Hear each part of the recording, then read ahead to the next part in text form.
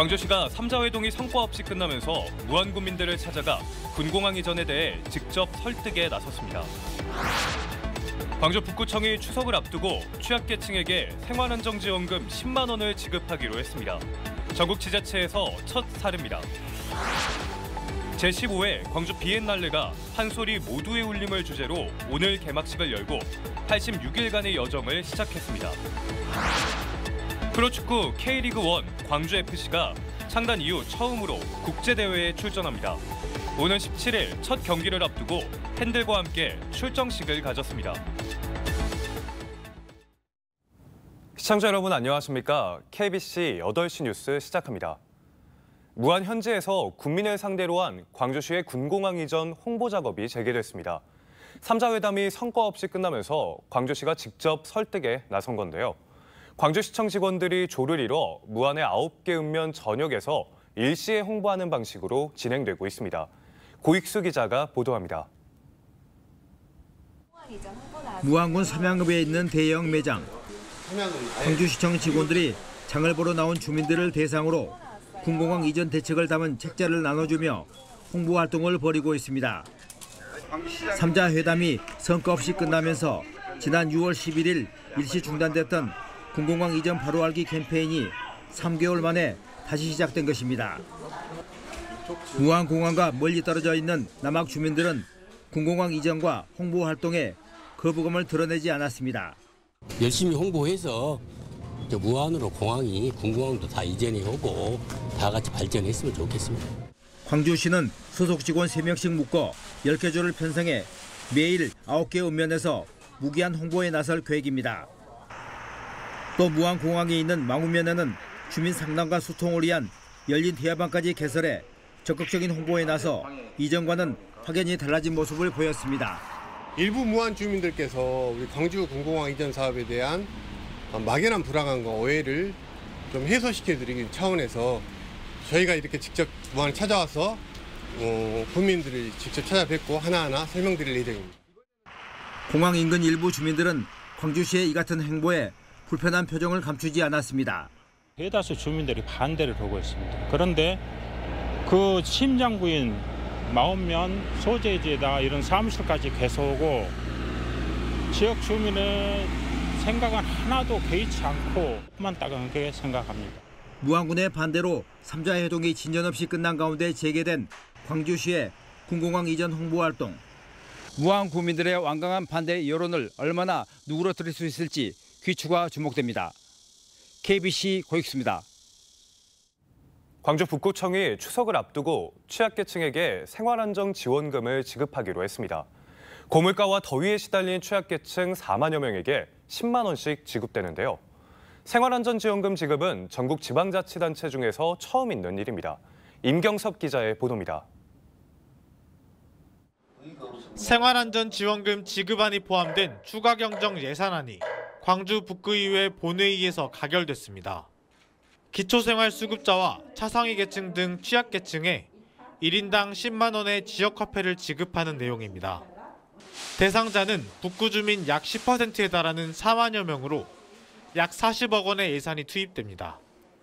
우리 저소득층 주민들 4만여 명의 40억이 이렇게 상생카드로 투입되기 때문에 소상공인에게도 매출도 늘어나고 이렇게 내수를 진작시키는 그런 일석이조 효과가 있겠습니다. 지원금 소식에 최근 고물가로 고통받아온 취약계층은 반색합니다. 식비 쪽에 더 부담이 많이 됐었는데 이제 이 지원금이 들어오면은 어느 정도 거의 보탬이 될 것 같아요. 그런 게 명절 연휴 이렇게 연휴 길잖아요. 연휴 기니까 그때 도움이 많이 될 것 같습니다. 소비 위축과 대출금리 인상으로 어려움을 겪는 소상공인들도 기대감을 내비쳤습니다. 소상공인 입장에서는 아주 고맙죠. 왜냐하면 어찌됐든 돈이 있어야 물건을 사고 또 먹고 마시는데 이게 예전에 한번 줬었잖아요. 그때는 굉장히 큰 도움이 됐거든요. 하지만 선별 지원을 두고 선심성 행정이라는 비판이 제기됩니다.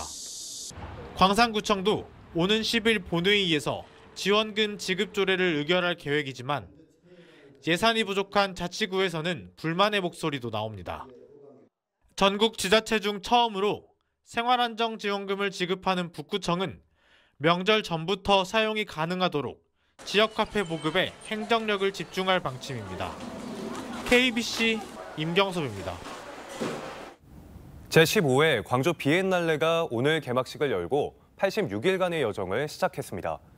올해로 30주년을 맞이한 이번 비엔날레는 판소리 모두의 울림을 주제로 광주 곳곳에서 다양한 예술 작품을 선보입니다. 신민지 기자입니다.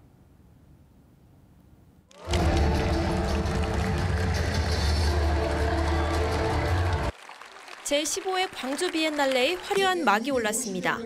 올해 비엔날레는 우리 고유의 음악인 판소리를 주제로 현대사회의 공간과 그 속에서 울려 퍼지는 소리와 울림을 탐구하는 대규모 전시를 선보입니다. 광주 비엔날레 전시관과 양림동 전시장 8곳에서 세계 각국의 작가들은 급변하는 세계에 대한 각자의 예술적 응답을 보여줍니다. Something that you will never attend normally in a normal, between brackets, exhibition, which is the presence of sound in the exhibition. So it's an exhibition that you have to hear, to listen to, as much as an exhibition you have to see, actually. And that's very important before you visit it. I tend to define it as an opera you can walk into. 이번 비엔날레는 본전시 외에도 창설 30주년을 기념해 역대 가장 많은 31개 파빌리온 전시로 주목받고 있습니다. 관람객들은 미술관과 갤러리, 역사적 장소 등 일상적 공간에서 각국의 현대 미술을 만나볼 수 있습니다. 특히 올해 처음 신설된 도시 파빌리온 광주관에서는 광주의 정신과 발전 방향을 조망하는 전시가 마련돼 향후 비엔날레의 지향점을 시사하고 있습니다. 광주 비엔날레 파빌리온은 파빌리온 간 경쟁 구도가 아닌 광주 정신을 반영한 토양과 화합, 연대의 장으로서의 미술 플랫폼이 될 것입니다. 광주 지역 작가와 지역 밖의 작가들이 광주 정신이라는 공통 분모를 바탕으로 광주 미술의 현실과 나가야 할 방향들을 선보여드릴 것입니다. 세계 30개국 72명의 작가가 참여한 제15회 광주 비엔날레 판소리 모두의 울림은 오는 12월 1일까지 광주 전역에서 펼쳐집니다. KBC 신민지입니다. 프로축구 K리그1 광주FC가 창단 이후 처음으로 국제대회에 출전합니다. 아시아 챔피언스 리그 엘리트 첫 경기를 앞두고 팬들과 함께 출정식도 가졌는데요. 효버지 이정유 감독은 올라갈 수 있을 때까지 올라가고 싶다고 힘찬 포부를 밝혔습니다. 정희진 기자입니다.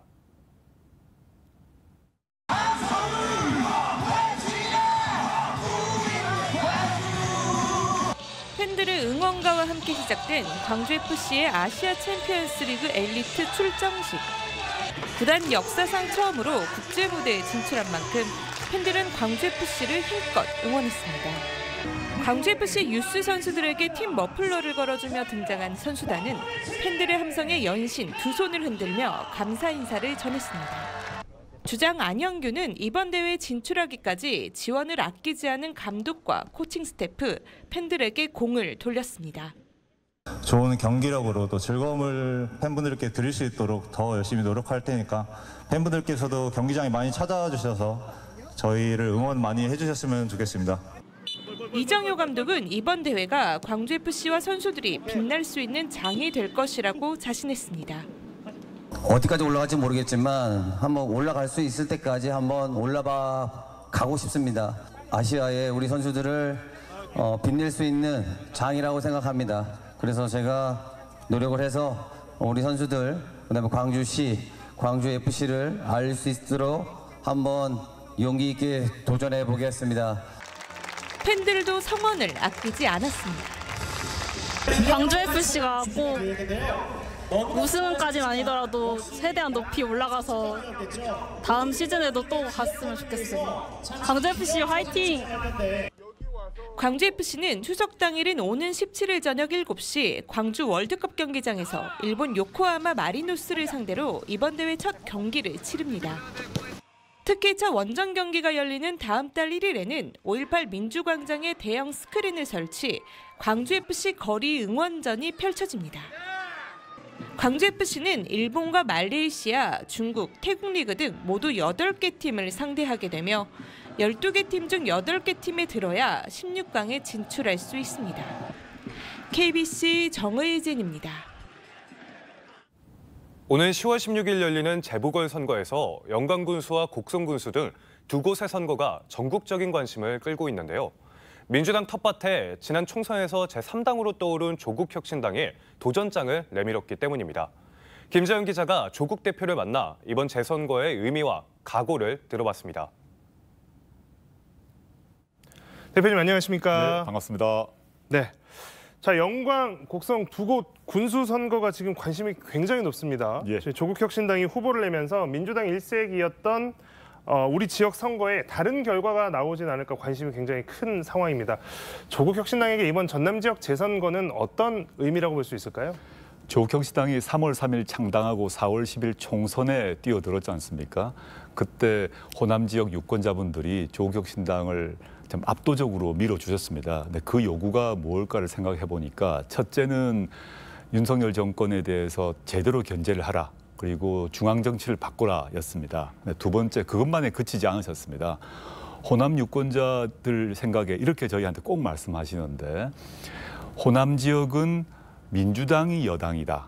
민주당이 집권 정당이다. 그런데 민주당이 해온 역할이 참 크고 그 역할이 많은 좋은 역할을 했다. 그렇지만 어느 지역이든 간에 호남을 포함해서 어느 지역이건 한 당이 독점한 것은 곤란하다라는 말씀을 하시면서 조국혁신당이 이번 재보궐선거에도 뛰어들어서 경쟁을 하라. 그래서 지역 혁신을 하라. 이런 과제를 부과하고 계신다고 생각하고 그것을 달성하기 위해서 뛰어들었습니다. 네.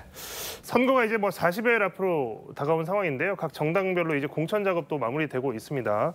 그런데 민주당의 경우에 지금 영광, 곡성 두 곳 모두에서 불공정 경선 논란 등 잡음이 이어지고 있는 상황입니다. 그래서 혁신당 공천은 어떤 결과일까 관심도 많아지는데요. 혁신당 공천에서 가장 중요한 기준은 무엇인지 그리고 또 원칙은 어떤 것입니까? 조국혁신당은 영광과 곡성 모두에 이제 국민 여론조사 100%로 해결합니다. 일체 예외가 없습니다. 컷오프도 하지 않았습니다. 그래서 지금 후보로 검증돼서 통과된 사람은 조만간 이제 100% 여론조사가 들어갈 것이고 그 결과에 따라서 한 12일 정도 후보가 결정 날 것 같고요. 그 선거 과정에서 저를 포함해서 저희 국회의원, 당직자가 일체 관여하지 않습니다. 그 결과에 승복할 것이고 최종 결정된 후보와 또 떨어진 후보와 저희 국회의원 또 당대표 저가 힘을 합쳐서 선거를 치를 생각입니다. 네.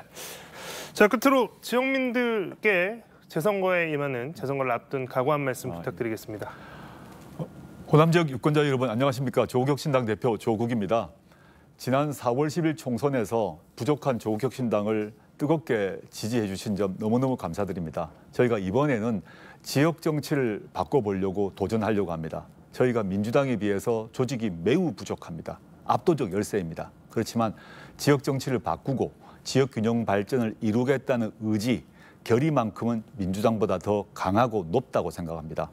4월 10일에 한번 살려주신 것처럼 이번에도 한 번 더 힘을 주시면 더 힘을 내어서 열심히 일해보겠습니다. 부탁드립니다. 네, 오늘 조국 대표와의 대담은 여기까지 하도록 하겠습니다. 대표님 고맙습니다. 예, 감사합니다. 다시 불러주십시오.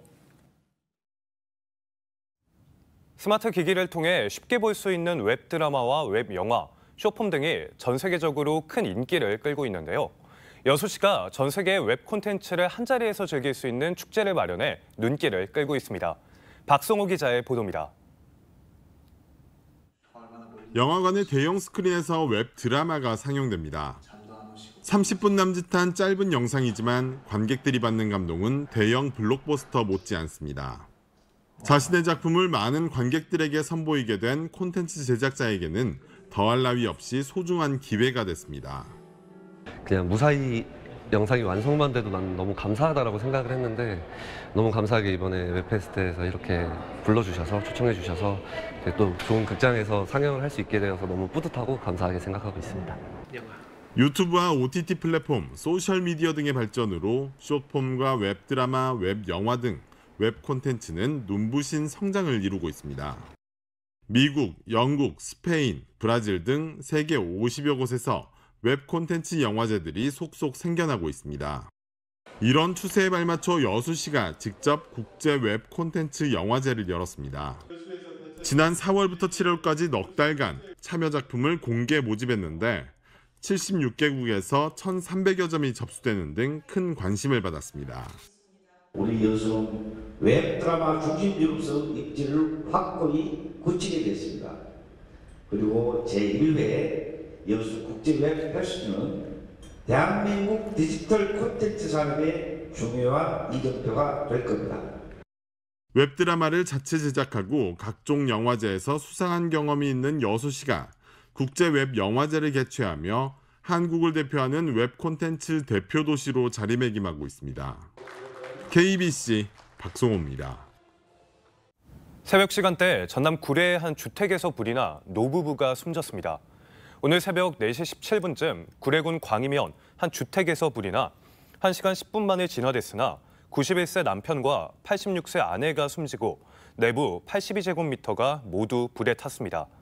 경찰과 소방당국은 주택 다용도실에서 불이 났을 가능성을 열어두고 정확한 화재 원인을 조사하고 있습니다.